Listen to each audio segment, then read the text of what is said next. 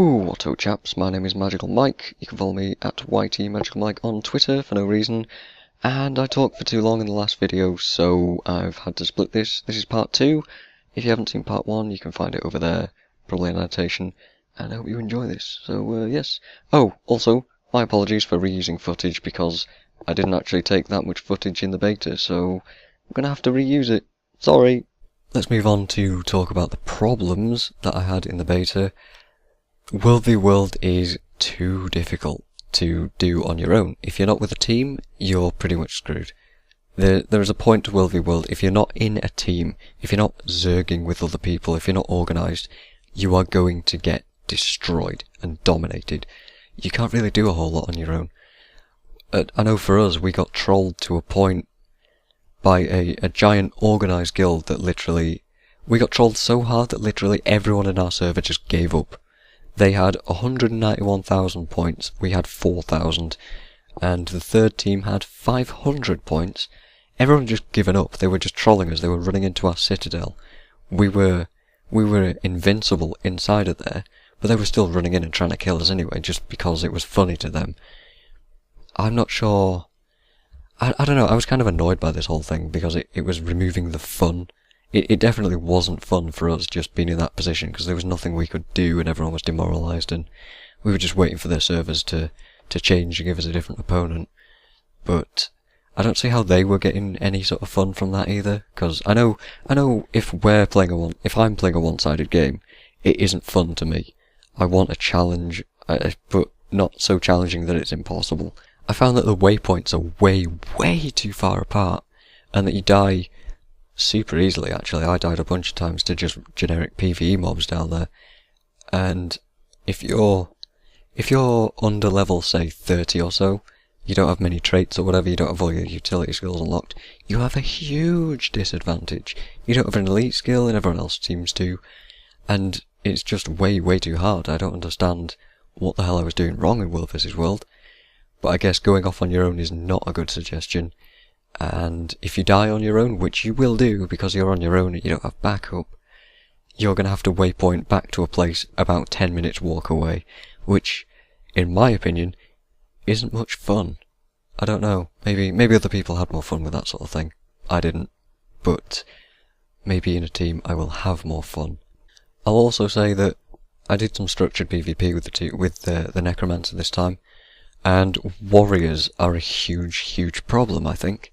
They absolutely dominated structured PvP. They all had this similar build going on.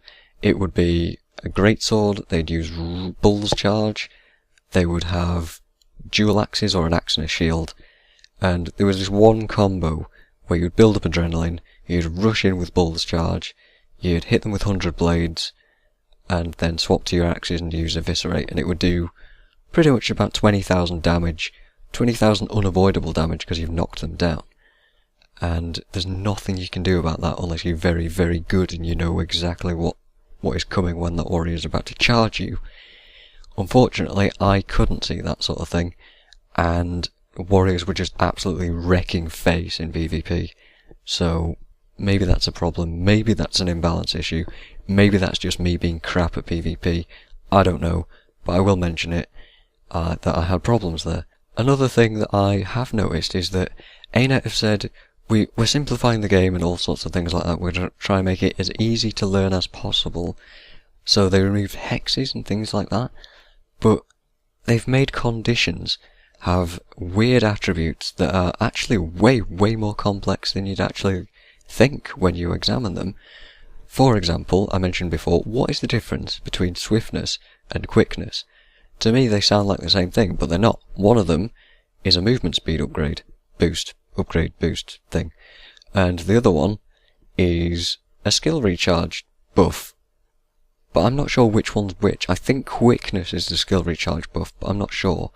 And there's other things like blind will only affect one attack, but blind also affects spells somehow, and I don't know, they've really made it complex. If you look at the traits, you've got precision, and then you've got crit damage, and you've got crit chance, and then you've got all these sorts of weird things. I don't know what the hell I'm looking at. What is toughness? What is vitality? Well, vitality is health. Toughness is armour. I know that. But what's the difference between toughness and defence? why would you take toughness over vitality? Why would you take vitality over toughness or defense? I don't know. I don't know what advantage each trait has, or each attribute has. Not entirely sure. And it's complicated. Maybe I just need to read into it more. Maybe it's just not as simple as it should be. I don't know, I'm going to complain about it anyway, because that's what I do. Another thing I should complain about is that certain skills are not described until you have a time limit in which you have to use them. So, take the Death Shroud, for example, the Necromancer's F1 skill. Death Shroud turns you into a new thing, gives you 4 new skills, and you obviously have to unlock them as well, so you have to use Death Shroud quite a bit in the beginning to actually unlock your 4 skills, and you don't know what your skills do. And you're on a time limit when you're in Death Shroud.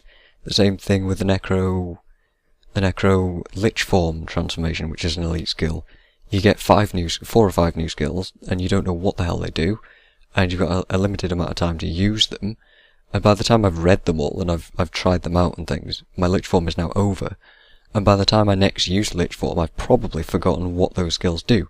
So what I would like is, when I'm looking at my weapon skills and my utility skills, I would love if they would somehow make it so that they would have Death Shroud and these elite skills and these other weird sort of skills explained within that menu somewhere, so that I would know what I'm getting into when I purchase these skills. For example, if I purchase Lich Form, I'm betting everything I'm betting a lot of skill points on that, because I look at it and the description I get of that skill is something to the effect of transform into a Lich and gain 5 new skills. But what does that do? I don't know. Why would I want to buy that skill? I've pretty much just got to guess and hope that it's good. So I would like some descriptions, some more descriptions there, some more information. More information is never a bad thing, and it won't overcomplicate things if they do it right. So next I want to talk about the 2 professions that I actually played in the beta. I played a Thief and I played a Necromancer. So we'll talk about the Thief first. I had an absolute blast with the Thief, absolutely loved it. The sense of hitting, yes, that thing is definitely there with the Thief. The Necromancer, not so much, but I'll talk about that later when I talk about the Necromancer. The Thief really attacks really fast. The daggers, the dual daggers are great fun. Dual pistols were great fun. Shortbow was kind of fun, but it takes too much micromanagement to actually use it properly for me. I don't want to think about it that much. So I went with dual daggers, dual pistols, more fun for me. And we'll talk about the Thief. The Thief ability is Steal. Of course, it's a Thief. Why would it be Steal? Yeah, I was putting 1 and 1 together. 2 and 2 together. I don't know what I'm talking about. I'm making weird metaphors and similes now. What is happening? Moving on. It's a really fun ability. It allows for more than just an extra attack. So you can shadow step in with it, you can initiate, you can do cross-profession combos with it by stealing different abilities. So like, one of the abilities that you can steal is Goo, or Sludge or something like that. You'll throw it down and then you use dagger skill number 2, which is Twisting Fangs? I want to say it's Twisting Fangs. And that will do a cross-profession combo with yourself, which gives you a Chaos Shield. You could also steal fiery things. I know if you steal a staff, you get a fireball, and you can use that, and then you can use the same dagger skill, and you get a flame shield. You can also steal an axe, which gives you a little axe icon, which is definitely my favourite ability that you can steal. Which does it does a whirling axe, which is like if you were a warrior and you had 2 axes equipped in skill 5, you get whirling axe, which spins you around like a lunatic. That is a hell of a lot of fun. I absolutely love that skill. It does leave you vulnerable, which isn't great for a Thief, but who cares? It's a lot of fun, and I always wanted to steal that whenever I was fighting anything. I also thought it would be really kind of confusing to learn all of the skills that you steal. For example, there's a whole bunch of stuff that you can learn, and the icon changes, and you have to hover your mouse over it, figure out what it does and all that sort of stuff, figure out the range of it. Because sometimes you steal a thing that will have a range of 900, like the Goo. Sometimes you'll steal a thing that has a range of about 150, like the ice shards that you stab people with and chill them. And I thought it'd be hard to learn that, but after about an hour of messing around with it, just playing normally and just figuring it out and learning it and just reading what each skill did, I just sort of picked it up and I would know by the icon what it was that I'd stolen and how to use that skill to my advantage. And actually it was much easier than I expected, yeah. It was good. I actually liked that. Maybe it was because I was having lots of fun with the thief and I was really getting into it. Maybe someone who doesn't like it as much might have a harder time learning it. I don't know. But I will say the thief is kind of hard to learn. You have to always keep moving. Always keep moving with the thief. This goes for any profession. Keep moving or you will get hit by stuff. But the thief is squishy as hell. And if you're using daggers, then you're going to be in melee range and you're going to be taking a lot more damage than most other professions. So that's why they give you Death Blossom, which is skill 3 on your dual dagger combo, which basically it throws you over the enemy's head and stabs them a few times. It also does AoE damage, so you can do it to a few enemies at once. This acts as an extra dodge. So a lot of the videos of the thief that I've been seeing recently have had people just spamming skill 3 times and doing as much damage as possible, which, yeah, that's a valid tactic, but for me, I would use it as an extra dodge. When I saw an enemy winding up an attack, let's say an Etin, you see his club sort of gathering energy, you know that thing's going to attack you within a couple of seconds, you can Death Blossom over him, and he will miss you. You will get a dodge and evade, and you'll be able to use that to your advantage. So you've not only got a dodge bar, you've not only got stealth, you've not only got all these sorts of tricks, you've also got initiative that can be turned into dodges, so it keeps you alive for even longer than you'd expect. So, my advice is to not spam initiative. Don't spam it, use it very carefully, know what your skills do, and then you can react to certain situations accordingly. So like dodging over an attack with something like that. Let's say you get hit too hard and you're suddenly down low on life and you're wondering what to do, but you've got loads of initiative. Use skill 5 on your daggers. It will, on your offhand dagger, will stab them, it will do quite a bit of damage, it will leave them vulnerable, and then it'll put you into stealth for a few seconds and you can probably escape with that time. Or, you can open up with a steal, then you can stab them with skill 5 on your offhand dagger, go into stealth, they don't know what the hell's gone on, because they can't see you anymore, and that leaves them very vulnerable. I don't know how many stacks of vulnerability it puts on them, but your next attack will do a crap load of damage and it's really, really satisfying to hit them like that.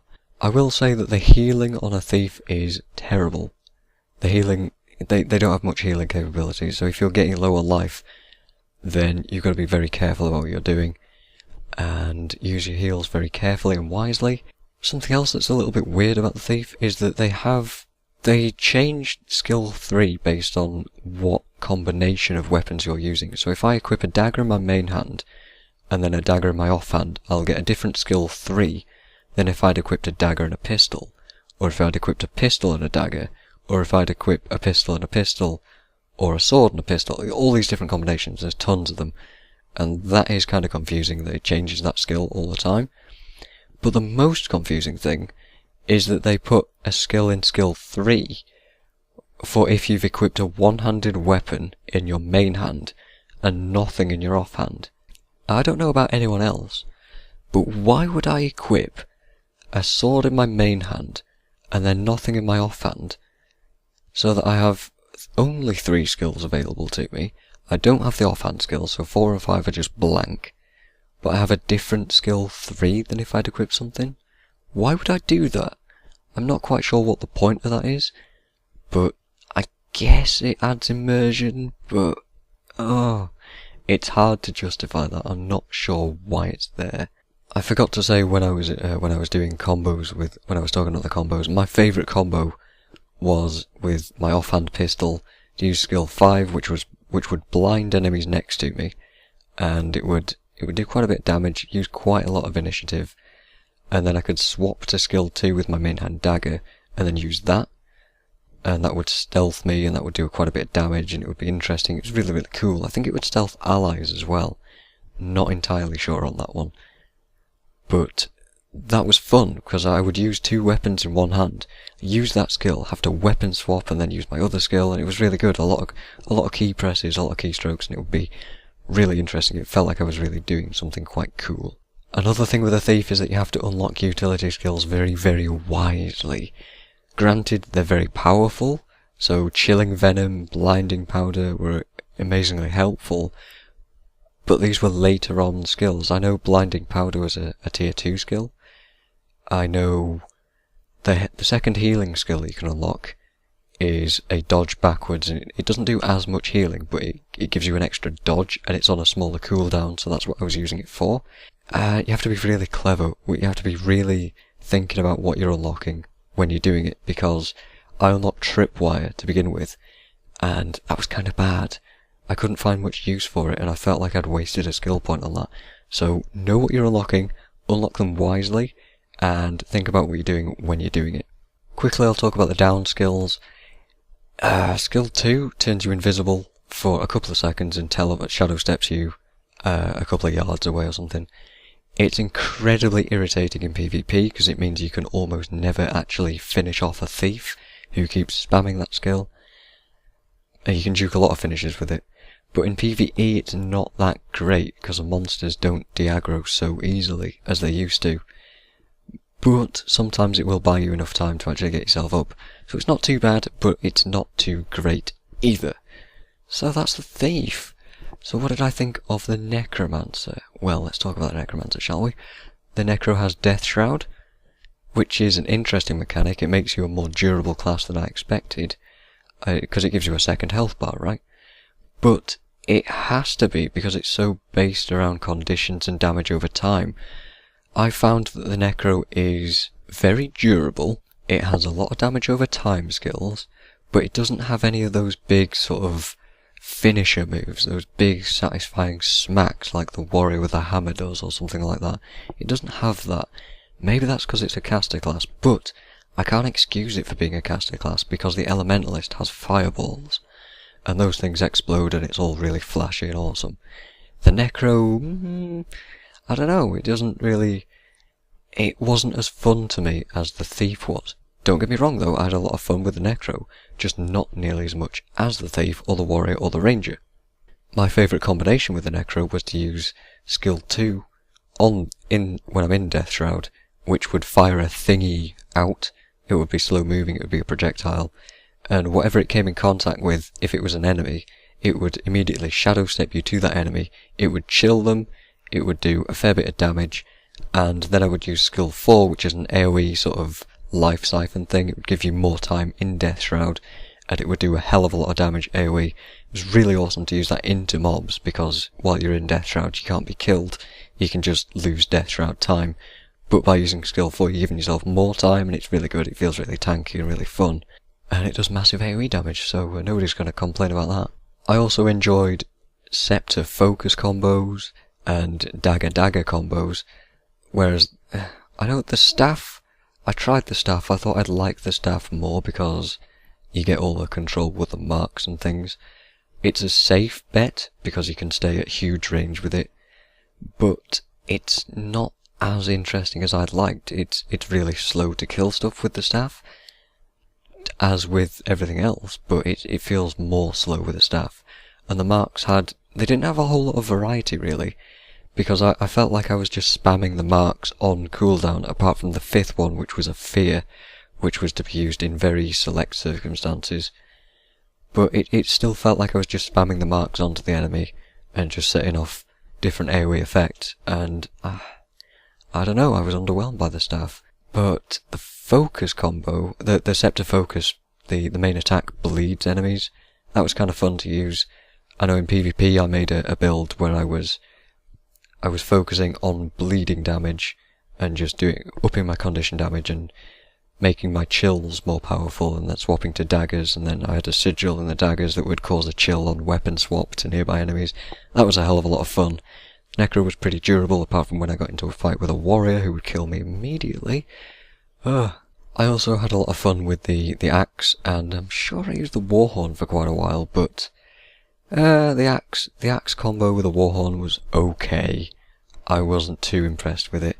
I was so underwhelmed with the necro, I was kind of disappointed with it. Yes, before anyone complains, yes, I had fun, and that's the main thing, but not as much fun as I did with other classes. So, let's talk about minions quickly. They felt a bit crappy in PvP, in PvE, sorry. In player versus environment, minions felt like they just did whatever the hell they wanted to. If they aggro things, then you had no control over them. Granted, they had different things. You could blow up bone minions, you could root the bone fiend and immobilize people with it. That was fun, that was interesting, but you couldn't control them, and they died so easily that, the minions, they just felt stupid. They felt worse than the ranger pets at the moment. So we'll see if they improve the AI on those, or if they don't. To be honest, I won't mind as much because I don't think I'll be using minions that much in PvE, but in PvP, I saw quite a lot of minion masters, and they seem to be doing fairly well with their flesh golems and their bone minions and the bone fiends and all this sort of stuff. Looked interesting, looked kind of fun, but I didn't see that many of them. Although granted, the necros that I did see were all using minions, so maybe the minions was the way to go in PvP. The down skills on the necro were fairly standard. I didn't get downed much outside of PvP because the necro was so safe and so tanky, so I didn't get much use out of them, but they weren't very useful in PvE at all. So the poison cloud was just kind of meh. The fear was okay.